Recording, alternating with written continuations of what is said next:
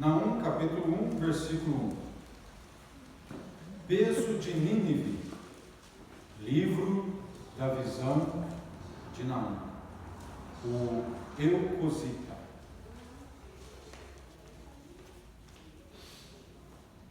Há pessoas nos nossos dias que, desejando levantar o ânimo das pessoas, querem ver apenas o positivo da vida, querem falar positivamente, mandam pequenas mensagens de incentivo e se negam a olhar algum aspecto negativo, apenas o aspecto positivo, uma visão otimista. Mas a realidade da vida se impõe. Mais otimista, sorridente que a pessoa seja, ela tem que convir que a realidade tem os aspectos negativos. E a palavra de Deus, ela trata desses assuntos não indo para um outro extremo, o pessimismo. Como alguém brinca, que o pessimista é a pessoa que só olha para os seus pés. A palavra de Deus, ela é realista. Então ela não alimenta ilusões sobre o prazer, sobre a riqueza, sobre o sucesso, sobre a vida humana debaixo do sol, nesse nível, mas também ela não é negativista, no sentido de só colocar para baixo, não. Ela nos ajuda, ela corrige a nossa visão, as lentes da palavra de Deus, elas nos ajudam a enxergar tanto para longe como para perto, mas enxergar a realidade. E um dos meios que a palavra de Deus usa para nos fazer ter essa visão nítida da realidade, encarando as coisas ruins, desagradáveis, dolorosas, é a mensagem dos profetas. Então os profetas, eles têm essa tarefa, essa responsabilidade de trazer para nós, muitas vezes, algumas coisas que nos chocam. Então, como já dissemos, eles não caminham nessa linha do coach, nessa linha do stand-up, de uma palavra muitas vezes alegre, divertida, bem-humorada. Não caminham nessa linha. Mas é bom para nós, é uma visão importante, uma visão que faz bem a nós, nesse sentido.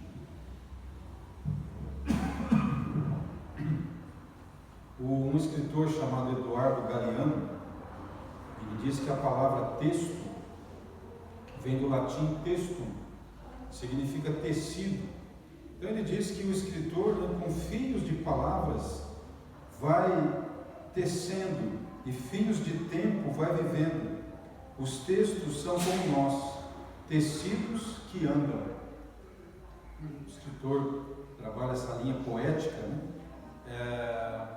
nos ajuda a pensar sobre o cuidado que o profeta, o escritor bíblico tem com as palavras, para apresentar a sua mensagem, mas essa palavra, ela não é meramente uma obra de arte, mas ela está tecida com a vida dele. Essa é a beleza do texto bíblico, está tecida com a história do povo de Deus, com um lugar, com a data, com o tempo. E assim é Naum. Naum, ele é profeta, mas pelo jeito que ele escreve, ele também é poeta. O primeiro capítulo, por exemplo, cada verso, cada versículo começa com uma letra, na sequência do alfabeto hebraico, o que a gente chama de acróstico.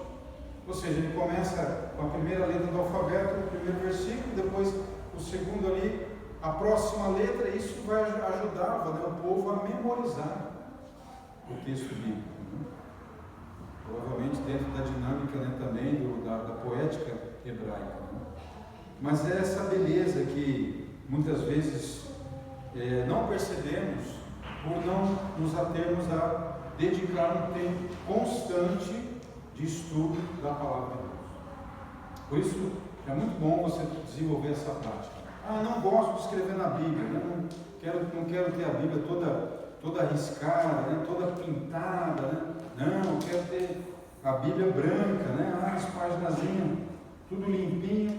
Tudo bem, se tenha um caderninho então, para você escrever, para você anotar, para você ir aprofundando. Você ouve uma coisa, se a sua mente está realmente interessada na palavra, às vezes você ouve uma música, você ouve uma mensagem daquele texto, te ajuda a ver algo mais. Lá vai você na sua Bíblia, na beirada, já anota, ou no seu caderno. Então, meditar não é algo passivo, é algo intencional que necessita um esforço da sua parte, de fato, de pensar, de anotar, de escrever, de estudar. É isso que vai ajudar você, né, a avançar no seu conhecimento da palavra de Deus. Um outro escritor, né, e também fundador de uma escola, né, importante, o Freud, ele diz assim: se o sofrimento realmente ensinasse, o mundo seria povoado apenas por sábios. A dor não tem nada a ensinar a quem não encontra coragem e força para ouvi-la. Bem, Naum é um livro que vai falar de muito sofrimento. E nós precisamos estar atentos para prestar atenção no que ele quer dizer. E fazer as devidas considerações, né, com o restante da palavra de Deus, o restante da Bíblia, para que sejamos ensinados. Nós aprendamos as lições que Deus tem para nós, né, por meio de uma mensagem tão dura, tão triste, né, que é a que ele compartilha. É interessante que o nome Naum significa consolador, aquele que conforta. Mas a mensagem dele é de completa destruição de uma civilização inteira. Como é que pode ser uma mensagem de conforto? Como é que pode ser uma mensagem boa para o povo de Deus? Bem, nós vamos perceber que ele está falando da condenação de um opressor, o Império Assírio, violento, estúpido. A destruição desse povo vai ser a libertação e proteção do povo de Deus. Então, o que para um é prejuízo, né, para outro é o alívio de se ver livre de um grande inimigo. Então, dessa maneira, né, a mensagem de Naum acaba correspondendo, né, com o seu nome. Alguns acreditam que Naum é a abreviação de Neumia ou Neemias, né? E que essa cidade desconhecida, não tem muita indicação, né, a qual se refere aqui o texto, que ele era um Elcocita, né, Elcosh. Essa cidade talvez fosse Cafarnaum, Cafar, Vila Naum, a vila de Naum. Isso pode ter sido um nome dado em homenagem ao profeta, e não que aquela cidade fosse, né, onde ele nasceu. Alguns acham que essa cidade que ele se refere, né, ela era próxima às terras da Assíria, né, no norte de Israel. Alguns acham que era ali, que o profeta nunca foi lá para a Síria, mas por estar próximo, ele também teve essa incumbência de pregar ali. Outros acham que ficava na Galiléia, né, mas até hoje ainda não há certeza, né, quanto à localização. O período da pregação, da mensagem desse profeta, né, ele não fala a data, ele não fala o rei com quem que governava na época em que ele trabalhava, né, mas a menção lá no capítulo 3, versículo 8, a queda de Tebas, uma cidade muito grande do Egito, que foi em 668, né, e algumas menções também em Jeremias 15:4, primeiro livro de Reis 21, de 1 a 18, né, que fala do governo de Manassés, um rei ímpio que depois, pela graça de Deus, foi convertido, foi aprisionado pelos assírios, mas depois foi solto, né? Então coloca Naum nesse período aí, né, o reinado de Manassés, a queda, né, de Tebas no Egito. Então, provavelmente foi aí nesse período que ele viveu e ele trabalhou. Uma coisa interessante é que o livro de Naum, ele pode ser lido junto com o livro de Jonas. Lembram, se nós caminhamos aqui na exposição de Jonas, Jonas pregou sobre condenação de Nínive, mas a graça de Deus levou aquele povo a se arrepender, eles foram poupados. E aí, cerca de 150 anos mais ou menos depois de Jonas, vem Naum dizendo: olha, agora não tem jeito.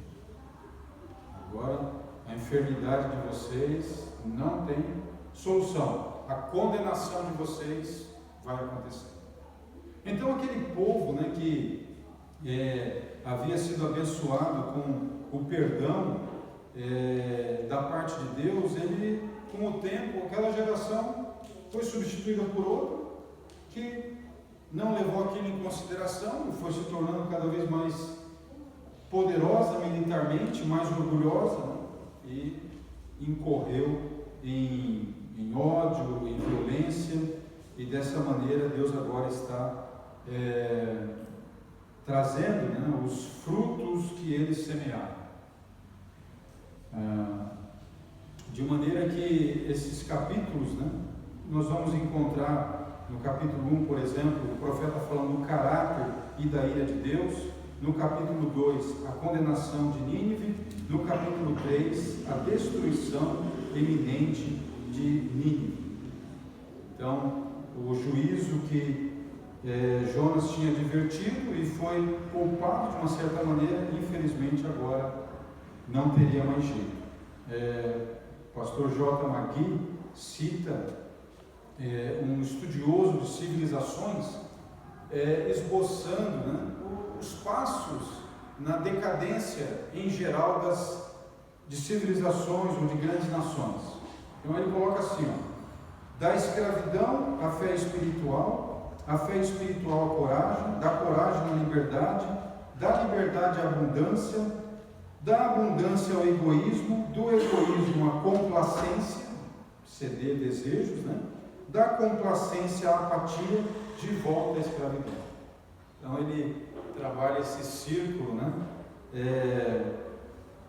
De nações que tiveram o privilégio de conhecer de alguma maneira a palavra de Deus, estavam numa situação de rebaixamento, eles começam então a prosperar, começam a melhorar de vida, mas isso leva a um determinado momento a ter uma abundância, e essa abundância leva ao orgulho, ao egoísmo, depois há uma complacência, vai cedendo, né, às concupiscências, aos desejos, às conveniências, aí há uma apatia espiritual e depois volta à escravidão.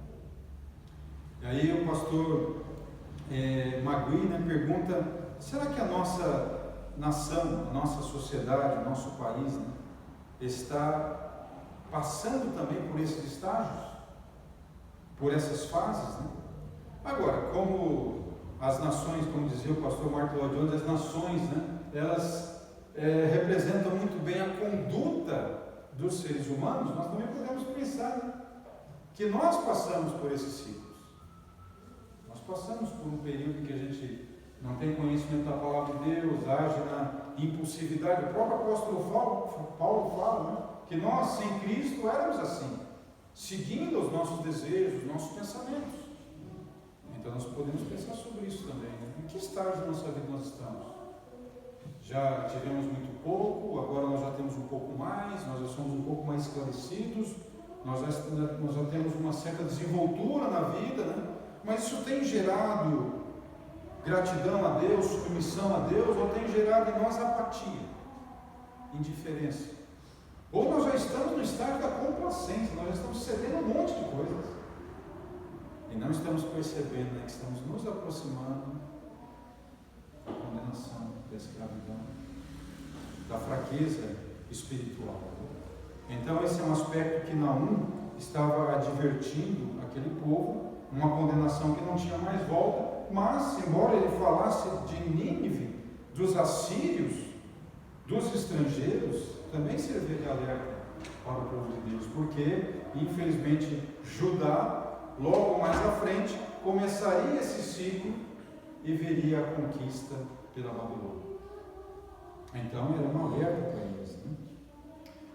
Olha que interessante, né? No tema que Naum vai trabalhar, que com a graça de Deus vamos caminhar juntos, nós encontramos alguns princípios, né, tão queridos para os cristãos protestantes de linha reformada, né? Que são aqueles conceitos relacionados à Escritura, né? ela é revelação da vontade de Deus, ela é inspirada por Deus, e nós que lemos somos iluminados na nossa busca por conhecer a vontade de Deus. Então veja que o profeta diz assim: peso de Nínive, né? Peso é aquilo que Deus avaliou, né? Aquilo que lá no livro do profeta Daniel nós temos o dedo de Deus escrevendo na parede, né? Mene, mene, pesado foste na balança e achado em falta.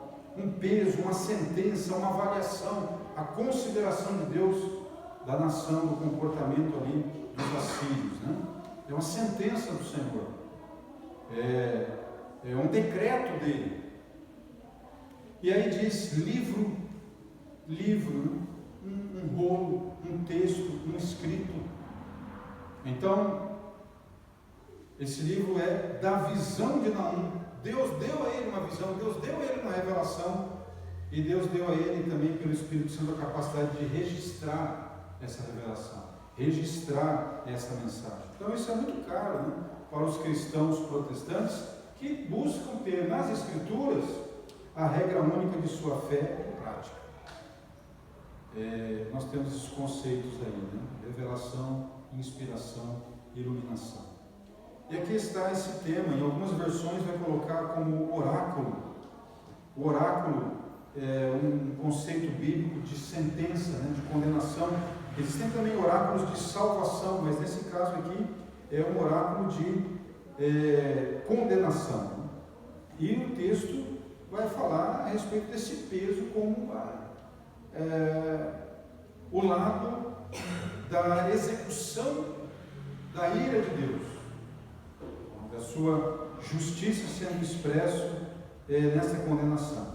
Então, este povo que é tratado aqui nesse livro, ele é hoje conhecido, né, pelas as descobertas arqueológicas, né, suas decorações, as suas paredes de palácios ainda que se encontravam em escavações, o quanto eles enalteciam a violência. Os seus alto-relevos são todos de violência, cortando cabeça, arrancando olho, pisando as pessoas, né? Tem um alto-relevo do rei tomando uma taça de vinho com a rainha, e bem perto deles a cabeça de um rei que eles acabaram de decapitar, de Elã, né? Inimigos deles que estavam resistindo à sua expansão, né?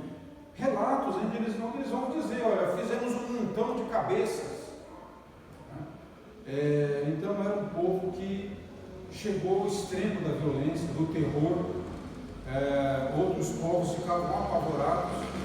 Então Judá estava numa situação confortável. O rei Ezequias, Deus tinha poupado quando com Senaqueribe, né, houve aquela invasão, e Ezequias pede ao profeta Isaías para orar, e o Senhor diz: fica tranquilo, eles não vão chegar aqui. E o anjo do Senhor mata mais de 100.000 soldados. Mas agora o povo está numa condição frágil diante do poderio, né? E distante daquele acontecimento do passado, está com um pouco de medo. E Deus leva Naum para confortá-los, dizendo: fiquem tranquilos, esse grande inimigo, esse grande opressor já chegou no seu fim. Eles não vão mais impor a vocês o medo, eles não vão mais trazer o terror a vocês, né? Fiquem tranquilos. Então, as pessoas agora estavam ouvindo Naum com muito receio. Será? Nenhum reino conseguiu deter o avanço deles, e nós vamos conseguir ficar protegidos de tudo isso, né? Imunes a toda essa situação. Então a mensagem de Naum, ela veio trazer àquele povo de fato esperança, né? Uma das coisas importantes, né, que nós devemos lembrar diferente de alguns críticos, né, que olham os profetas e dizem assim: esse texto foi escrito bem depois que os acontecimentos se deram. Bom, nós temos o livro como um livro de fé e entendemos que o texto foi escrito antes dos acontecimentos. Esse é o aspecto da profecia, né? Ela trata de fatos que estão sim em desenvolvimento, né?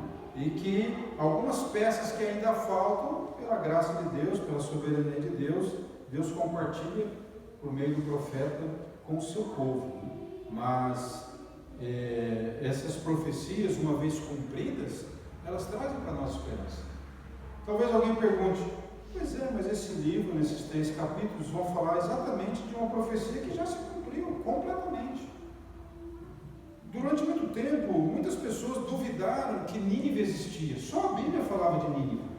No século XX é que arqueólogos, no começo ali, arqueólogos descobriram, por escavações, evidências de Nínive. Mas até então só a Bíblia falava dela. E hoje nós temos, em museus ou lá mesmo, na região, né, restos dessa civilização. E de fato, o que o texto vai dizer é que, olha, ficou coberto de areia. Tanto é que desapareceu.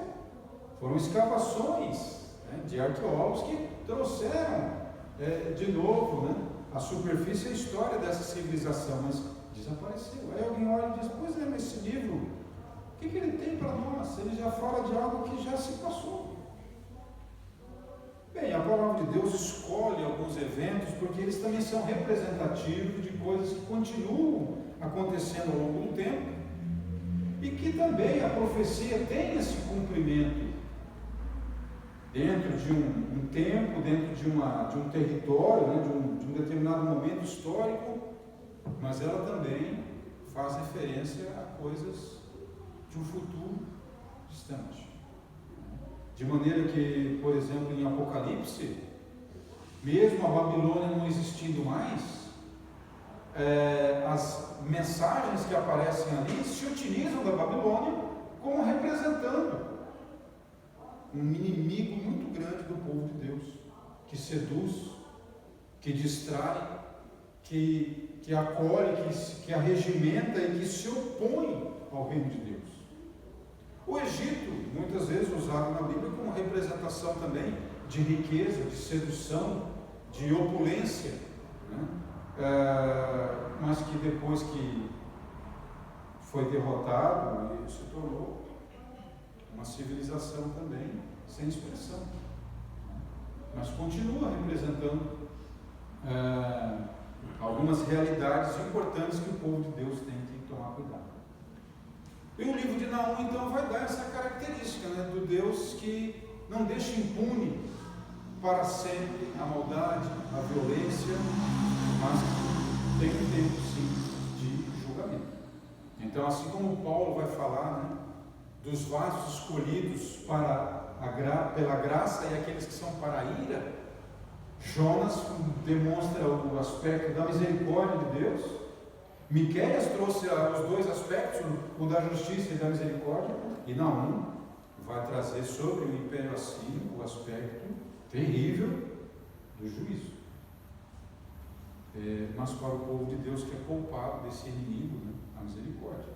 Mas também chegará um momento em que o próprio povo de Deus, sendo negligente, sendo complacente, né, vai incorrer no juízo do Senhor também e vai ser levado para a Babilônia. Então, essa cidade de Nínive, que alguns dizem ter no seu nome uma divindade assíria, né, Nin, alguns dizem que ela até tinha o símbolo de um peixe, né, nas decorações, uma criatura anfíbia representava essa entidade, né, essa divindade. Era uma cidade enorme, com muralhas que tinham uma largura suficiente para andar 3 carruagens lado a lado, e que tinha cerca de 30 metros de altura. O que é 30 metros? Talvez um prédio de 4 andares? Isso por aí. Então, era muito grande, protegida. E quando os babilônios foram atacá-la, por exemplo, eles fizeram um cerco que durou cerca de 3 anos. A cidade resistindo à invasão dos babilônios. E, como a própria profecia de Naum vai falar, né, uma intervenção climática da parte de Deus, havia uma reminiscência, uma memória dessa profecia entre os ninivitas de que o maior inimigo da cidade seria o clima. E houve uma chuva intensa, e essa chuva trouxe uma grande enchente para a cidade, e isso fez ruir uma parte da muralha. E por ali o exército babilônico entrou e acabou com a cidade. Então, essa profecia, né, do Senhor, ela se cumpriu cabalmente, né, nos mostrando como a palavra de Deus ela é fiel, como Deus está acima, né, de toda a arrogância humana, e como nós podemos ter esperança diante de situações que estão mudando rapidamente no nosso século, o aumento da violência, impunidade, questões políticas, questões econômicas e tantas outras situações, né, num ritmo tão grande que a gente fica pensando, o que vai acontecer? Kleber compartilhou comigo hoje, ele pegou um versículo bíblico, colocou lá no chat GPT para fazer uma música, para compor uma música, e veio uma música na letra e já cantando também. A gente volta para aquele texto do Senhor Deus, né, lá em Gênesis, com relação à construção da Babilônia, né, que o Senhor diz, agora não há limite para o que eles vão fazer. Quantas coisas estão aí para mudar e acontecer, e às vezes o nosso coração vai ficando preocupado, né, diante de tantas coisas. Mas Naum é um livro que nos traz conforto, por saber que Deus, em sua palavra, né, honra as suas promessas e nos ajuda a levar a sério, ter reverência com relação ao plano de Deus para a história. Por isso que Naum começa aqui no capítulo 1, nós vamos ver os vários adjetivos que ele coloca para mostrar o caráter de Deus, a seriedade, né, e a pureza do caráter do Senhor. Então, algumas considerações que nós precisamos fazer ao início da leitura desse texto tão precioso para nós, lermos junto com o livro de Jonas, né, que já estudamos, e algumas considerações importantes, né? As profecias, elas são apresentadas por Deus, né, e condicionadas ao arrependimento, à mudança de vida. Nós vimos isso em Jonas. E certamente no meio dessa pregação de Naum, quem daquele povo levou a sério o que esse profeta anunciou, fez como os cristãos fizeram, a maioria dos cristãos fizeram, no ano 70, quando os exércitos romanos estavam para destruir Jerusalém. O Senhor Jesus havia advertido, quando isso acontecer, fujam. E se vocês tiverem deixado alguma coisa em casa, não voltem. Fujam, vão embora. E muitos cristãos levaram a sério a palavra do Senhor Jesus, e quando os exércitos romanos estavam invadindo Jerusalém, eles foram embora. Salvaram suas vidas. Então, pode sim ter pessoas que prestaram atenção e levaram em consideração a palavra do Senhor. Outro aspecto importante, né, essas profecias de juízo, ela é uma maneira, né, de trazer também uma oportunidade de misericórdia. Todas as vezes que Deus anuncia um juízo, ali está sendo apresentada uma oportunidade de arrependimento e de fuga. Então o Senhor Deus sempre avisa com antecedência. Essa é uma consideração importante, né, que nós precisamos fazer também diante da severidade dos juízos anunciados por Deus, né? Aquele apresentado como Deus zeloso e vingador, cheio de ira. É um aspecto que as pessoas não gostam de falar, não gostam de ver em Deus, né? Até alguns vão fazer essa dicotomia, essa separação. Deus do Antigo Testamento é um, o Deus do Novo Testamento é outro. Não é bem assim. E um outro aspecto importante, né, é que o profeta, ele não é adivinho, mas ele fala a mensagem e as consequências, né? Ele fala a mensagem de Deus para o seu povo e as consequências da desobediência. Então não é uma coisa que Naum criou da sua cabeça, não está pensando em apenas curiosamente descobrir o que vai acontecer no futuro, mas sempre está relacionado com um aspecto presente, com uma orientação importante para o povo que está vivendo aquela época, né? Aquele momento. Né? Romanos capítulo 11, versículo 22 diz assim: considerai, pois, a bondade e a severidade de Deus para com os que caíram. Severidade, mas para contigo a bondade de Deus. Se nela permaneceres, de outra sorte, também tu serás cortado. Lá no capítulo 11, Paulo está falando sobre essa questão, né, dos judeus resistindo à palavra de Deus, sendo disciplinados com a poda, né, e os gentios sendo chamados, né, para o seu tempo, o tempo da graça. Então, Naum vai falar sobre Deus, o seu zelo, os seus ciúmes, então esse encargo que Deus tem como juiz de toda a terra. Deus forte, justo e correto em tudo que faz. É um aspecto importante que a palavra de Deus destaca, que nós precisamos, né, levar em consideração.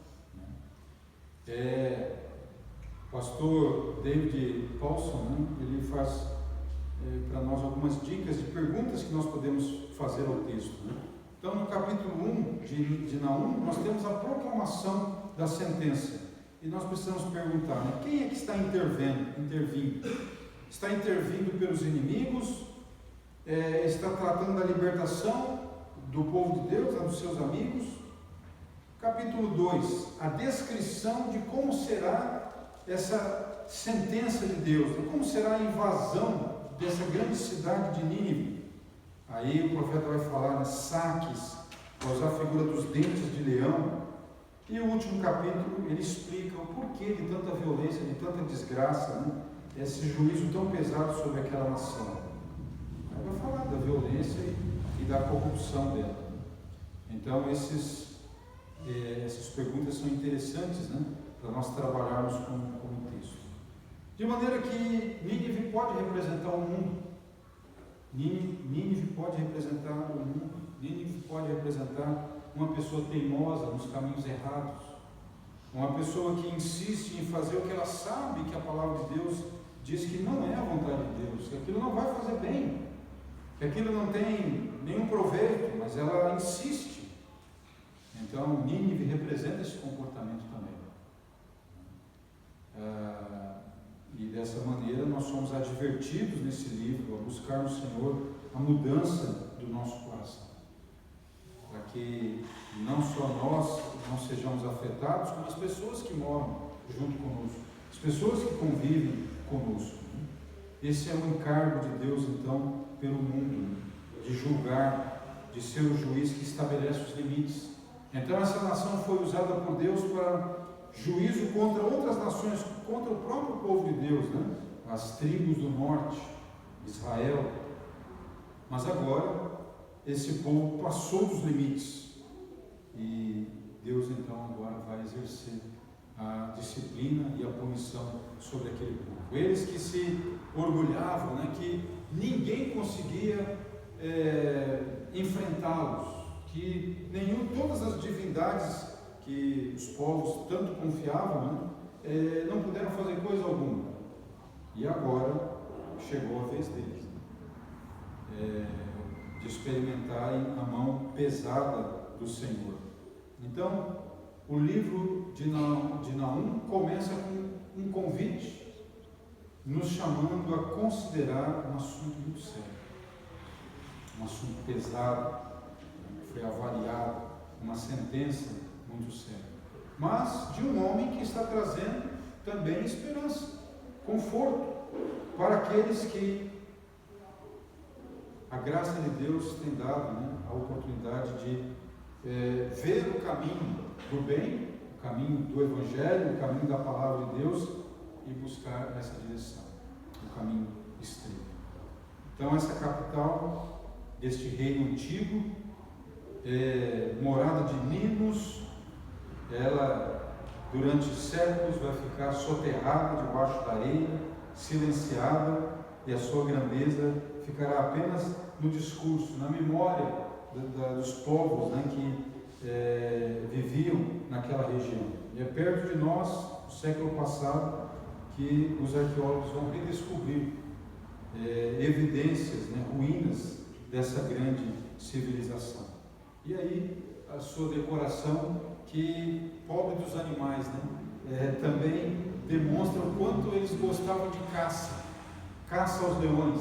Então tem os altos relevos de leões sendo flechados, leoas arrastando os quadris que foram esmagados por serem atropeladas. Então todas essas cenas, como eles gostavam dessa coisa de sangue, de violência. E talvez isso deu a eles essa sensação de poder, de opulência, cegando os seus olhos, tapando os seus ouvidos, para lidar com o sofrimento dos povos que eles estavam destruindo. Mas o Senhor não estava cego, não estava de forma alguma surdo ao clamor do seu povo, de maneira que agora chegou o tempo da revelação da sua ira. Se Nínive representa o mundo, a mensagem de Naum, de conforto, de esperança, também pode apontar para nós a volta de Cristo, a volta do Senhor Jesus, a volta do Rei que irá julgar toda a maldade, que veio como um cordeiro. E muitas pessoas acham que Jesus sempre vai expressar apenas a natureza do cordeiro, mas o livro do Apocalipse fala do cordeiro e leão. Então fala do Senhor que veio como servo sofredor, mas ele mesmo diz que virá com os anjos na sua glória, para executar juízo. Então é um aspecto muito importante que deve ser considerado,